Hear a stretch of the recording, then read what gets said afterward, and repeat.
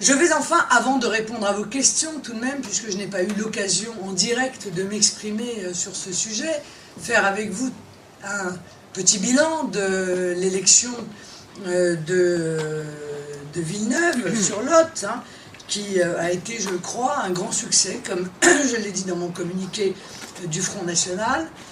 Je pense pouvoir vous dire qu'aujourd'hui, le Front National est entré dans une nouvelle phase, celle de l'accession au pouvoir, que la dédiabolisation, hein, ce processus qui a pendant longtemps et de manière profondément injuste tenu le Front National un peu à part, cette dédiabolisation est terminée dans le peuple. Il ne reste que quelques élites hargneuses pour tenter d'en faire bouger encore le cadavre. Je pense que la première conclusion à tirer de cette élection, c'est la fin, la mort du Front républicain. Ce Front républicain qui avait en 2002, dans le cadre d'un report massif des voix socialistes sur Jacques Chirac, nous avait empêché et nous empêchait, en règle générale, d'augmenter nos voix entre les deux tours, ou alors cette augmentation était résiduelle.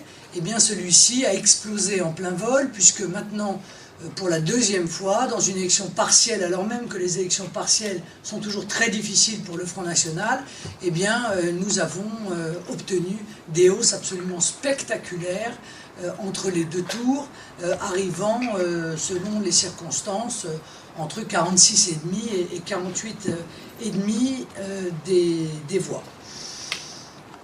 Alors nous apparaissons aujourd'hui aux yeux des Français comme un véritable choix politique, contrairement à ce qu'essayent de dire l'UMP et le PS, de manière, il faut bien le dire, assez méprisante.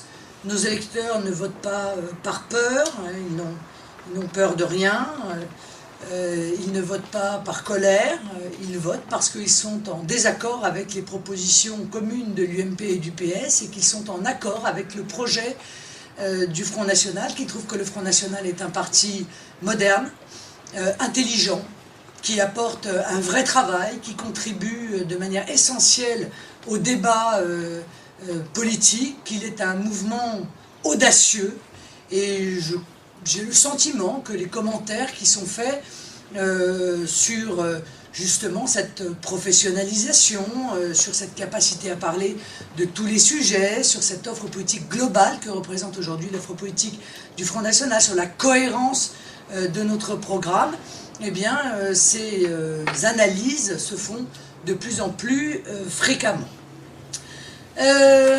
Je suis assez frappé de voir les mouvements politiques UMP et PRS se rejeter la faute dans le cadre d'une espèce de psychologie de canapé, hein, pour essayer de comprendre pourquoi les électeurs veulent plus d'eux. Ben, c'est-à-dire qu'ils veulent plus d'eux parce qu'ils ont été tous au pouvoir, enfin les uns et les autres, et que leurs résultats sont mauvais, absolument dans l'intégralité des domaines. Voilà. Que ce soit en matière sociale, que ce soit en matière économique, que ce soit en matière internationale, que ce soit en matière de souveraineté, que ce soit l'Union européenne, le fédéralisme, la monnaie unique.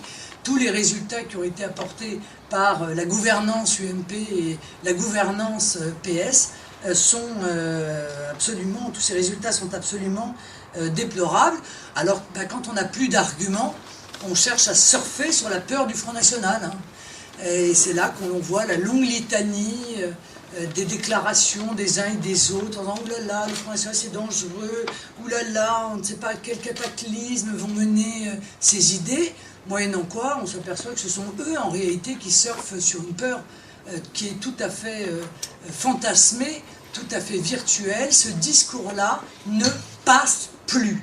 Voilà, il ne passe plus chez les Français, qui ont repris une lucidité totale à l'égard de ces analyses et du coup ont repris également une liberté totale de vote, notamment lorsqu'ils ont à choisir entre le Front National et un des deux mouvements de cette plateforme du parti unique que nous appelions nous l'UMPS, mais qu'il faudrait peut-être renommer aujourd'hui le FR, le Front républicain, même s'il n'est pas plus républicain que l'UMP n'est populaire ou que le Parti socialiste n'est social.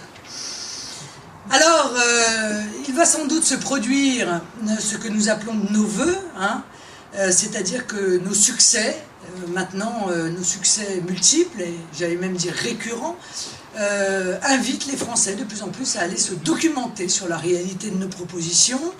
Ils permettent aux Français de s'intéresser réellement au fond de nos idées, à consulter le projet du Front National, pour répondre un petit peu à la polémique qui a existé entre M. Montebourg, M. Barroso, les uns accusant les autres d'être les carburants du Front National. Ben non, le carburant du Front National, c'est son projet politique. Voilà. Et ça n'est que cela. Les autres mouvements, eux, n'ont plus d'idées. Alors évidemment, ils sont en panne sèche. Je remarque que le décalage entre ce que les Français pensent et ce que leurs élites politiques pensent, ce décalage est de plus en plus important, et qu'encore une fois, la seule arme entre les mains de l'UMP et du PS, c'est cette sorte de mépris social, qu'on avait d'ailleurs assez bien vu dans une émission récente sur une chaîne dite jeune, hein, qui avait fait un reportage sur le Front National. On sentait ce mépris social à plein nez. Hein. C'était vraiment, l'idée c'était de montrer que ceux qui votaient Front National étaient par définition des bac-12, qui n'avaient pas tout à fait compris ce pourquoi ils votaient, qui d'ailleurs étaient à peu près incapables de savoir quelles étaient les idées du Front National, alors que les autres électeurs étaient eux des gens éclairés, intelligents et tout à fait lucides sur la situation. Ça c'est vraiment le mépris social de la caste, c'en était flagrant, et donc, comme à chaque fois d'ailleurs, extrêmement contre-productif. Toutes les études d'opinion aujourd'hui démontrent que les électeurs du Front National font un choix comme les autres électeurs font leur choix, qu'ils expriment une adhésion réelle, hein, aux idées politiques, qu'ils expriment un espoir dans un projet qui est alternatif et qui font évidemment leur choix en toute conscience. Alors, qu'est-ce que nous allons faire pour l'avenir, hein? En conclusion, nous allons accroître la pression sur le système politique en place. Il est en train de prendre l'eau de toutes parts, donc ça ne va pas être très difficile d'accentuer la pression sur lui. Nous allons le faire turbuler encore plus jusqu'à notre accession au pouvoir. Cette accession au pouvoir, comme j'ai déjà eu l'occasion de l'exprimer, se fera d'abord par la prise de quelques municipalités, par l'élection de centaines de conseillers municipaux qui travailleront d'arrache-pied dans les conseils municipaux, et ensuite, très probablement, par notre arrivée en première position aux élections européennes. Là, ça n'est pas seulement le système français qui va turbuler, c'est l'intégralité du système européen, car nous espérons bien sûr que notre entrée massive au sein du Parlement européen s'accompagnera de l'entrée massive de députés patriotes qui, dans leurs pays respectifs, défendent également la souveraineté de leur nation, la lutte contre un système européen devenu profondément antidémocratique, le refus d'une mondialisation sauvage, le refus d'une immigration massive et la défense de nos identités et de nos cultures. Nous sommes en passe aujourd'hui d'être le premier parti de France, peut-être le sommes-nous déjà, et notre accession au pouvoir pourrait être très probablement plus rapide encore que ce que nous avions prévu. Voilà un petit peu pour l'analyse de la situation, pour les perspectives d'avenir, les pistes principales de travail qui sont celles du Front National. Vous voyez que nous ne manquons pas nous avons un agenda chargé et que nous en sommes d'ailleurs bien heureux. Je suis bien sûr à votre disposition pour répondre à toute autre question qui vous apparaîtrait utile de me poser.